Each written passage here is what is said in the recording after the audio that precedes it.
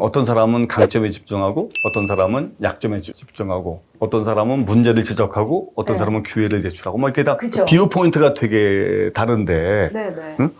맞아요. 우리는 좀 약점 위주 사회 그렇죠. 아니에요? 우리는 약점 사회죠. 예. 어렸을 때부터 약점을 엄청 많이 지적당하고 잘하는 거 다 빼고. 혼나면서 자랐으니까. 네.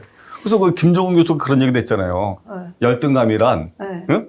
남이 가장 잘하는 거하고 네. 자기가 가장 못하는 걸 네. 비교하는 게 비교하는 열등감이다. 오, 확실하네. 안녕하세요. 고현숙입니다. 안녕하세요, 황태입니다. 우리 사회만 그런 게 아니에요. 그래요? 버클리대 있잖아요. 네, UC 버클리에 네, 만약에 네. 우리 애가 UC 버클리 갔다 그러면 얼마나 자랑스러워요. 그치. 명문대야. 네, 네. 그것도 신입생인데 그러면 엄청 자부심이 강할 거로 생각하시잖아요. UC 버클리 신입생인 애들, 그러니까 막 이제 19살, 20살 된 애들한테 시간을 주고 자신 생각하는 자기 강점하고 자신 생각하는 자기 약점에 대해서 써보라고 했는데 어느 쪽 목록이 길었을까? 약점이 훨씬 많았겠지. 약점이 훨씬 많았고 그게 6배였대요. 6배? 네. 그러니까 그것도 가장 우리가 생각할 때 뭐 청춘이고 막 명문대학에 들어갔고 가장 희망적인 상태에 있으리라고 생각되는 애들조차도 자신의 약점에 대해서 훨씬 더 많이 의식하고 강점에 대해서는 잘 모른다라는 게 그 갤럽의 조사더라고요. 그래서 오늘 그 강점으로 이끌어라라는 책은 좀 한번 살펴보겠는데요. 이거는 그 이제 강점, 개인 강점뿐만 아니라 이제 일터. 조직에서의 강점. 일터 조사를 많이 해요, 갤럽이. 이제 오늘날도 매주 조사를 하는데 특히 일터에서의 감성들이 어떻게 바뀌고 있고 일터에서 사람들이 느끼는 거, 바라는 게 어떻게 바뀌고 있나를 보는데 이게 완전 빅 트렌드 변화잖아요. 야. 사실은 뭐 한 달 전하고 지금은 변화가 없는 것처럼 보이죠. 것처럼 보이지만 크게 바뀌는 게 뭔가 이거를 이제 수십 년에 걸쳐서 이렇게 추적해 온 것에 대한 책이에요. 제일 먼저 얘기하고 싶은 게 전 세계인의 꿈, 드림이 뭔지 아세요? 드림. 우리 뭐예요? 아메리칸 드림 하면은 네. 성공하는 거잖아요. 네, 돈 많이 벌고 네. 성공하는 거. 글로벌 드림이 모든 사람들이 가장 꿈꾸는 게 뭐 행복한 가정이나 돈이나 명성이 아니고 좋은 직업을 갖는 거예요. 그래요? 네. 의외네. 그러니까 좋은 직업이 그 나머지 가정이나 자녀나 뭐 부를 이네이블링 가능케 하는 조건인 거야. 그렇구나. 그래서 좋은 직업을 갖기를 모든 사람 희망하는데 좋은 직업의 정의가 있어요. 왜요? 그러니까 그냥 안 좋은 직업은 생활임금이 안 되고 파트타임이고 이런 것들이에요. 근데 좋은 직업의 정의는 생활임금을 주고 정규직이면서 그 복리가 된 직업이 좋은 직업이야. 근데 great job, 진짜 좋은 직업의 정의는 뭐냐면 아까 그 좋은 직업의 정의를 가지면서 플러스 발전을 해나갈 수 있는, 그러니까 이 일을 한 다음에 다음 단계로 뭔가 넥스트가 있는 거. 넥스트가 있는 직업이 그래요? great job의 정의예요. 그래서 그게 그렇게 중요해지는데 직장에 대해서 기대하는 것들도 많이 이제 바뀌고 있어요. 특히 이제 지금 밀레니얼 Z세대가 들어오고 있다고 그랬잖아요. 과거에는 급여만을 위해서 회사를 다니니까 소위 말해서 뭐예요? 돈만 주면은 내가 아무리 아니고 온 일도 다 하겠다. 우리 뭐처럼 벌어서 정승처럼 쓴다 이런 거잖아요. 근데 지금은 돈을 줘도 내가 무슨 일을 하는지가 중요해요. 그래서 목적이 중요해지고 또 하나는 이 일을 통해서 성장을 경험하는 게 중요한데 물론 모든 사람이 그러는 건 아니에요. 그러니까 복리후생만이 아니라 커리어 성장을 원하는데 특히 어떤 사람들이 원하냐? 핵심 인력들은 그게 중요한 거예요. 그러니까 그렇지. 우리가 보유하고 그렇구나. 싶어하는 사람들은 성장 계획. 그래서 지금 입사자들 왜 이직 많다고 그러잖아요. 걔네들의 넘버원 이직 사유가 성장의 기회가 없다. 성장. 네. 그래서 그만큼 성장이 중요해지고 그래서 이제 또 상사가 그냥 보스가 아니라 코치처럼 자기 강점도 키워주고 도와줄 수 있는 그런 거를 원한다. 좋은 직업의 정의 한번 들어보실래요? 예, 어떤 거예요? 제가 생각하는 좋은 직업의 정의는 일단 뭔가 배울 수 있어야 돼요. 그러니까. 그다음에 성장할 때. 뭔가 지식이나 축적되면서 성장할 수 있어야 돼. 지식이 됐건 인맥이 됐건 인격이 됐건 뭔가 축적되면서 성장할 수 있어야 되는 거. 그다음에 저는 시간적으로 공간적으로 자유로운 걸 되게 중시해요. 아, 자율성. 네. 나는 그래서 보통 자기 재량권 좀 있어야 그렇죠. 근데 보면 대부분 다 갇혀 있잖아, 막. 그러니까 나는 난 저 같은 경우도 자유가 중요하기 때문에 시간적으로 공간적으로 난 자유로워야 돼. 아무리 돈은 아니, 어떻게 대기업을 다니셨어요? 근데 그러니까 그게 내가 좀 고통스러웠죠. 그다음에 돈이 돼야 돼. 그렇죠. 그다음에 나이 들어서도 할 수 있어야 돼. 그다음에 뭔가 기여할 수 있어야 돼. 내가 생각하는 좋은 직업의 6가지 조건. 너무 좋은, 진짜 좋은 직업인데. 네. 한 교수님의 거꾸로 해석하신 건 아니죠? 난 거꾸로 해석한 거 아닌데, 아니, 보면서 한 거야, 예를 들면. 대기업 사장님들은 다른 건 다 좋은데 자유가 없잖아. 네, 그죠. 응? 그렇잖아. 그 다음에 뭐 이제 자유로운 직업들 있잖아. 네. 근데 그 사람들은 돈이 안 돼. 그 다음에 무슨 뭐 그런 거 있잖아. 배우는 게 없는 직업도 많거든. 맞아요. 있는 거 파먹는 직업도 많고 하기 때문에 곰곰이 생각해 봤어요. 이런 직업이 좋은 직업일 것이다. 그러니까 보상이 있고 배우고 그렇죠. 기여할 수 있고 그렇죠. 성장할 수 있어야 된다. 그 다음에 재량권, 그렇죠. 자유, 프리덤. 근데 가장 중요한 건 역시 돈이 돼야 돼. 지금.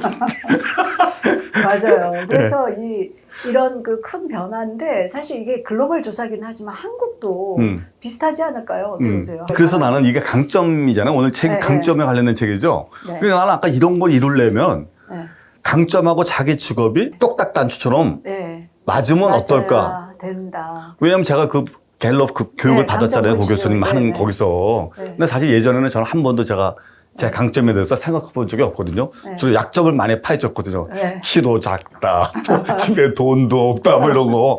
근데 제가 그냥 5가지가 나왔거든요. 그렇죠. 수집, 기억나요? 인풋, 러너, 맥시마이즈, 엠퍼시, 액티베이터. 근데 보니까 제가 이제 제일 좋아하는 게 인풋. 뭔가 정보 수집하고 배우고 발머리하고 그다음에 최상화거든요. 그걸 최대로 아무튼 활용하는 거. 내 직업은 너무 잘 맞는 거니까 새로운 장르에 도전해서 정보 수집하고 그걸 가지고 배우고 그걸 책으로 내는 거. 책으로 내는데 그냥 보통 내는 게 아니라 진짜 ROI가 끝내주게 내는 거예요. 그게 최상화야. 그러니까 나는 이거 3가지가 내 직업하고 딱 맞더라고. 그리고 액티베이터 행동. 우리가 지금 이거 하게 된 것도 한 교수님의 행동 때문에 이거 합시다. 뭐 언제까지 이렇다 하자. 맞아. 이래서 시작한 거예요. 맞아. 그 액티베이터가 저한테 남겨놨으면 이거 저 1년 뒤에도 시작할까 말까.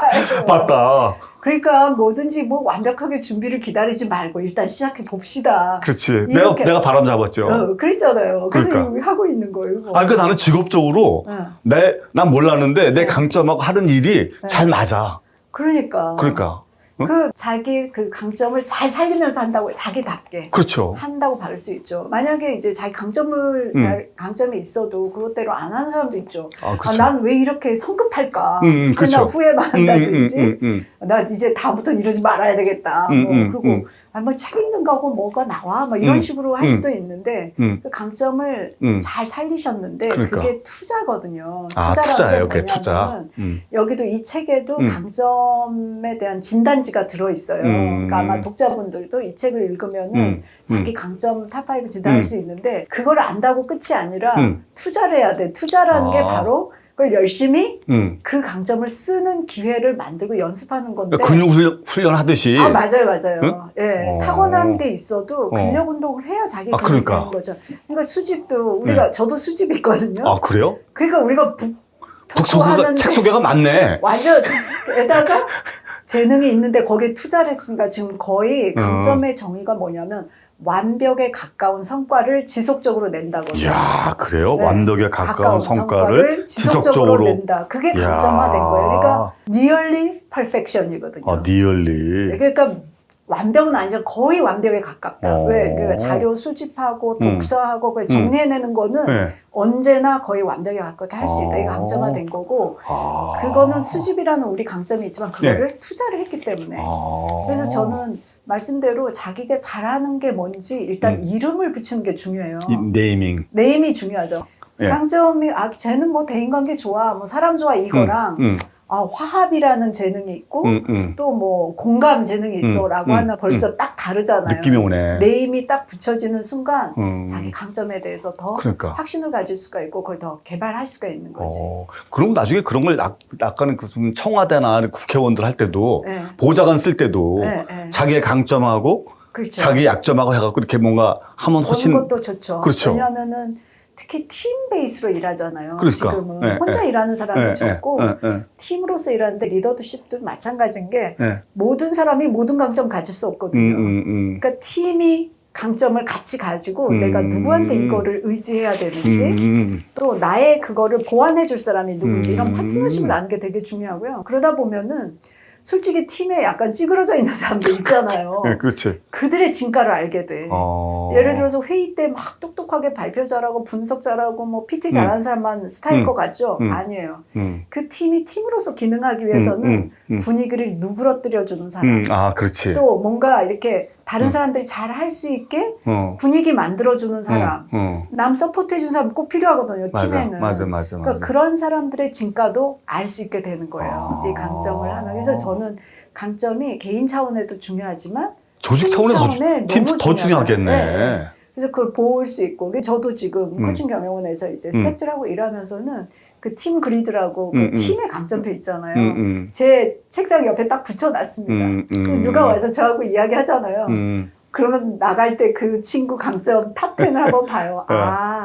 이런 강점이 있었지라고 한번 환기하는 것만으로도 오케이. 그 사람을 잘 이해하는 데 도움이 되고요. 특히 이제 조직에서는 이 책에서도 강조하는 게 몰입도예요. 몰입도. 인게이지먼트라는 건데 이게 몰입도를 높이는데 초점을 맞춰야 된다라고 얘기하는데 그건 어떤 의미냐면 우리가 보통 조직에서는 만족도에 초점을 두기가 쉬워요. 직원들이 직장 만족도 높이려면은 뭐 급여 수준 높아야 되고, 그죠? 또 뭐 복리후생 좋아야 되고, 점심 식대 좋아야 되고, 직장에서 인간적인 인격적인 존중 받아야 이런 것들이잖아요. 근데 그래서 만족도도 중요한 지표인데. 다만 만족도는 어떤 한계가 있냐면은 직장이 나를 어떻게 대해주는가에 대한 나의 수동적 반응이야. 그러니까 내가 약간 주인공이 아니고 우리 직장은 어때? 라고 평가자의 입장에 서게 돼요. 그러니까 만족도를 계속 높이는 거는 좀 한계가 있어요. 제가 그 얘기 들으니까 제가 예전에 이제 어떤 모 병원에서 이제 그런 인사 맞아요. 그런 걸 자문 같은 걸 했었거든요. 근데 거기 이제 그 행정실장이 막 자기네 병원이 지난 1년간 만족도가 얼만큼 좋아졌는지를 막 자랑을 하더라고요. 작년에 4.3이었는데 이번에 4.66 하면서 막 이제 막 그래서 제가 이제 한마디 했어요. 응? 만족도 해서 살림 좀 피셨습니까? 이렇게 질문했어요. 그러니까 제 질문은 만족도에서 회사의 성과가 좋아졌느냐, 따로 노는 거냐. 그래서 이 양반이 되게 당황한 거야. 한 번도 생각을 안 해봤던 모양이더라고. 그래서 제가 뭐라고 얘기했냐면 무능한 직원이 만족하는 건 조직의 재앙입니다. 그렇잖아요. 그쵸. 무능한 직원은 견디지 못하게 해서 나가야 되는데 무능한 직원이 만족하니 그 유능한 직원이 안 올 거 아니야. 그래서 내가 그래서 몰입도 얘기를 했거든요. 너무 중요한. 그런 조직을 운영할 때 제일 중요한 게 지표 개발이라고 생각해요. 우리가 원하는 성과가 있잖아요. 근데 그 성과를 달성할 때 어떤 지표를 갖다 쓸 것이냐. 근데 난 만족도보다는 몰입도 써야 된다는 거죠. 왜냐하면 몰입도를 높이는 거에 딱 초점을 맞추면은 조직 관리 이슈가 심플해져요. 그렇죠. 뭐냐, 몰입도라는 관점에서 보면 직원이 세 부류거든요. 몰입된 직원, 비몰입된 직원, 적극적으로 비몰입하는 직원이야. 그러니까 이제 그 매니저 관리자 입장에서 볼 때는 몰입된 직원의 비율을 높이는 거. 이게 몰입도를 높이는 건데 그러려면 몰입도 높은 직원들이 계속 몰입을 할 수 있게 하는 거. 비몰입된 직원을 몰입할 수 있게 만들어주는 거고 그럼으로써 적극적 비몰입자를 영향력을 축소하는 것이 이제 현실적인 조직관리 비법인데 그래서 몰입도의 정의는 이거예요.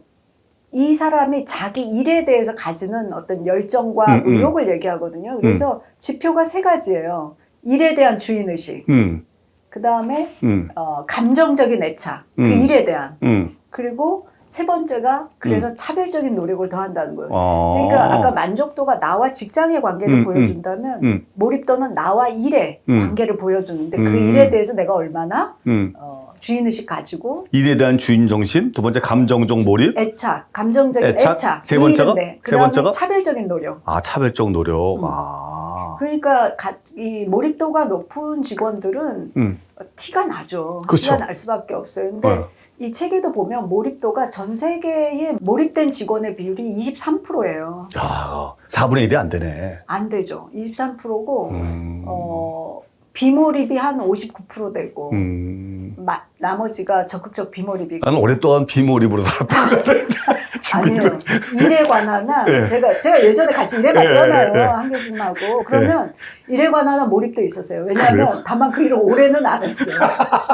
근데 그게 되게 중요한 게 미국이 몰입도가 높을까요? 한국이 몰입도가 높을까요? 미국이 높지 않아요? 미국이 우리보다 2배 이상 높아요. 그렇죠. 우리가 떨어져. 우리는 13% 정도거든요. 몰입된 직원의 비율이. 근데 미국은 23%라며. 그건 글로벌이고 글로벌. 미국은 36이에요. 그렇게 차이가 나요? 예. 그러니까 그 근로 시간이 적어도 생산성이 높은 데는 그 몰입도라는 요인이 작용하기 때문이라서.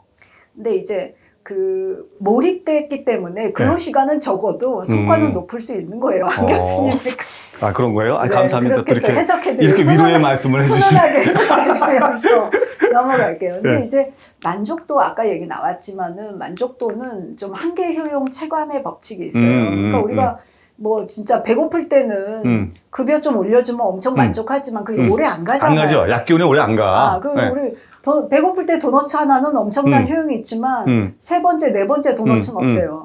시큰둥하잖아요. 그렇지. 근데 몰입도는 일에 대한 주인의식이기 때문에 계속 높일 수가 있고 거기에 대해서 이제 특히 이제 성과와 직접적인 관련이 있기 때문에 그걸 해야 되는데 특히 이제 몰입도에서 중요한 게 뭐예요? 강점을 구성원의 강점을 봐주고 강점을 발휘할 기회를 줘라. 차별적 노력을 할 수 있게끔. 네. 그게 이제 굉장히 중요하고 그래서 이 책에서 얘기하는 것도 보스 투 코치예요.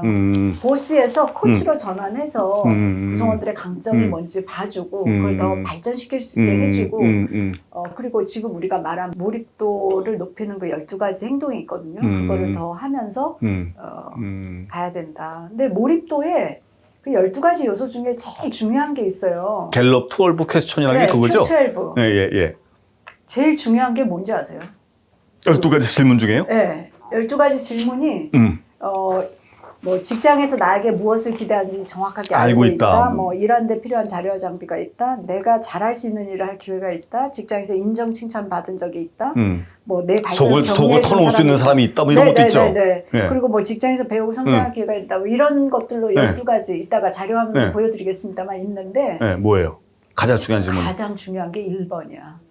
내가 이 직장에서 내게 기대하는 게 무엇인지를 정확하게 그래요? 알고 있다. 그럼 모른다는 거야? 그러면 대부분 사람들이? 모른다는 거야. 그냥 떨어지는 그래요? 일 하는 거라고 바쁜 거지. 근데 그거를 클리어하게 해줄 수 있는 사람이 누구냐 하면 관리자거든요. 즉 자기 직접 상사가. 그래서 여기에도 보면 이 책에 나온 내용이 뭐냐면 자기 상사랑 같이 앉아서 나의 목표에 대해서 같이 합의하고 얘기한 사람은 몰입도가 4배예요. 그렇지 않은 사람에 비해서. 그래요? 그러니까 올해 무엇으로 내가 평가받을 거고 어떤 목표를 같이 달성해야 된다라는 거를 직속 상사랑 앉아서 해야 되는데 그걸 안 한다는 거지. 많은 기업들이 의외로. 그러니까 대기업들은 아마 KPI나 뭐 MBO가 있으니까 좀 하겠지만 대부분의 직장들이 그게 없이 그냥 일 던져주고 열심히 해라 또는 잘해내라 이렇게 가고 있다는 거죠. 그래서 그게 굉장히 중요한 몰입도 지표고요. 재미있는 거는 팀마다 몰입도 차이가 있을 거잖아요. 그거의 차이를 가져오는 가장 중요한 한 사람이 있어요. 보세요? 네. 그렇죠. 그 관리자. 관리자잖아요. 관리자. 그 팀의 관리자. 그래서 이렇게 얘기할 수 있어요. A팀은 몰입도가 20이고 B팀은 몰입도가 30이다. 그러면은 10% 차이 나는 거잖아요. 이 10%의 70%를 설명하는 요인은 관리자의 차이라. 나머지가 같다면 얼마나 중요해요. 그래서 이거의 결론이 뭔지 아세요? 뭐예요? 좀 후덜덜한 결론일 수도 있는데 갤럽의 결론 중에 하나 이거예요. 자기 직원들의 몰입도를 높일 아까 그 Q12 같은 거를 잘 할 수 있는 그런 역량과 자질이 없는 사람은 관리자로 승진시켜서는 안 된다. 왜냐? 이 사람이 능력자라도 직원들 사기를 오히려 떨어뜨려버려요. 그치. 몰입도를 해쳐버려 오히려. 그러니까. 그래서 저는 그걸 어떻게 표현하냐면 네. 내가 일을 잘하는 거하고 네. 내가 승진해서 일을 잘 시킬 거는 완전히 다른 장르다. 그렇죠. 완전 다른 장르. 일을 잘한다고 일을 잘 시키는 건 아니야. 아니죠. 어떤 사람들은 정말 사람의 기분을 아주 쉽게 상하게 하는 재능을 가진 사람들이 맞아요. 정확한. 네네. 그래서 정말 그 관리자들을 우리는 그러네. 일 잘하면 무조건 승진시킨다는데 네. 그러지 말고 그거는 승진 사다리라고 그러잖아요. 네, 커리어 네, 레더라는 네, 표현이 있죠. 근데 커리어 정글짐을 만들어라. 여러 각도에서 올라갈 수 있게 하고 그러니까 전문위원이니 뭐 이런 식으로 하고 피플 그 관리자들은 피플 리더십을 잘하는 사람들을 해서 몰입도를 최대로 이끌어내라. 저는 관련해서 두 가지 정도 말씀드리고 싶은데 하나는 강점, 네. 강점하고 약점을 어떻게 비유할 것이냐. 네. 제가 생각하는 강점은 돛담배의 돛이야. 그렇죠. 예? 네. 그죠? 돛을 네. 크게 하면 훨씬 맞아. 빨리 가거든요. 그렇죠, 그렇죠. 약점은 배 밑바닥에 뚫어진 구멍이야. 구멍을 구멍을 메꾼다고 배가 네. 빨리 가진 않아. 약점을 방치하면 언젠가는 가라앉지만 그게 네. 성과하고 연결되지 않아. 너무 중요한 표현이세요. 예. 그거를 거의 정확하게 그렇게 얘기한 사람이 있어요. 그 로버트 비스워스 디너라는 긍정 네. 심리학자인데 예. 정확하게 그런 식으로 얘기했고, 음. 그러니까 강점으로 이끌어라라고 이 책에서 얘기하지만 오해가 강점만 보고 약점은 보지 말라는 뜻은 아니에요. 그렇죠. 그 약점이 아까 말씀하신 대로 배의 구멍 같은 거기 때문에 올라가려면 그걸 어느 정도 컨트롤해야 돼요. 다만 그거를 인식을 하고 관리해야 되는 거고 자기 강점에 대해서 더 주력을 할 때에 성과가 난다. 이렇게 얘기할 수 있을 것 같습니다. 그다음에 아까 결론이 그런 사람은 승진을 시키지 말라고 그랬잖아요. 네네네. 그러니까 난 사실 여기 이런 인사이트가 있다고 생각해요. 지금 우리가 어떤 식으로 사람을 승진시키냐. 네네. 대충 일단 연차가 되거나 네. 아니면 성과가 낸 사람들을 네. 이제 승진을 시키잖아요. 그렇죠. 근데 아닐 수 있다라는 거죠. 아닐 수 있죠. 그래서 그걸 제일 잘하는 사람이 KG그룹의 곽재선 회장이 그걸 되게 잘해요. 어떡해요? 아니 이분은 이제 영업을 잘해서 영업 과장 팀장을 시켰어. 어떻게 보니까 얘가 영업은 잘하는데 직원들을 막 쥐잡듯이 잡으면서 네. 막 사람들이 그만두고 하는 거야. 이거 몇 년 동안 겪은 거죠. 그래서 이 사람이 어떻게 했냐면 네. 물론 이제 기본의 그 이제 스펙이죠. 성과 연차를 무시할 수는 없지만 네가 팀장이 되면 우리 조직을 어떻게 바꿀래? 라는 걸 쓰게 하는 거야. 승진 몇 달 전에. 네. 물론 이제 그걸 잘 썼다고 하는 건 아니지만 그게 굉장히 많은 참고가 되는 거야. 될 것 같은데. 그럼 내가 일본 영업 1팀장이 되면 나는 우리 조직을 이렇게 바꾸겠습니다. 이런 건 이렇게 하겠습니다. 쓸 거 아니야. 머리 써서. 그리고 쓰는 과정에 좀 준비가 될 거 아니에요. 더 중요한 거는 팀장 된 다음에 자기가 한 말이 있잖아. 네. 야, 너 팀장 된 그거 진짜. 그러니까 우리 사회가 좋은 전략이네. 되게 좋은 전략이죠. 네. 그러니까 나는 썼습니다. 제가 창의력을 제일 많이 발휘할 수 있는 부분이 난 인사 분야라고 생각해. 돈 한 푼도 안 들이고 창의성을 제일 발휘할 수 있는 부분은 R&D보다 난 HR이라는 생각. 하나만 더 말씀드리면 우리는 이상하게 정말 해야 될 얘기는 안 하고 안 해도 좋을 얘기를 많이 해줘요. 그래요. 아니 회사 안에서도 그렇잖아요. 팀장이 됐으면 역할이 제일 중요하죠. 역할. 그렇죠. 근데 역할은 세 종류가 있거든요. 내가 생각하는 나의 역할. 네. 그 다음에 우리 보스가 생각하는 나의 역할. 부하 직원이 생각하는 나의 역할. 세 가지가 있죠. 그럼 교집합을 찾아야 되는데 우리는 말이 없어. 팀장 되셨구나. 그 나중에 보면 나중에 술 먹다가 뭐 팀장님이 말이야 자기 역할도 안 하시고 말이야. 한 번도 얘기한 적이 없거든. 상사도 얘기한 적이 없어. 그래서 이 책의 진정한 교훈은 관리자 교육을 완전히 혁신해라. 그렇죠. 맞아요. 지금 말씀하신 역할을 제대로 가르쳐라. 그러니까 역할하고 주기적으로 피드백을 주고받고. 맞아요. 그래서 이 책의 결론 삼아 좀 한마디로 얘기한다면 좋은 그 조직 그 성과를 내려면 관리자가 강점 기반으로 strength based. 그렇죠. 두 번째는 몰입도에 초점을 맞춰라. 강점 베이스 몰입도. 네. 오케이. 만족도. 세 번째가 지속적인 성과 코칭을 해라. 그렇지. 그 1, 2, 3박자예요.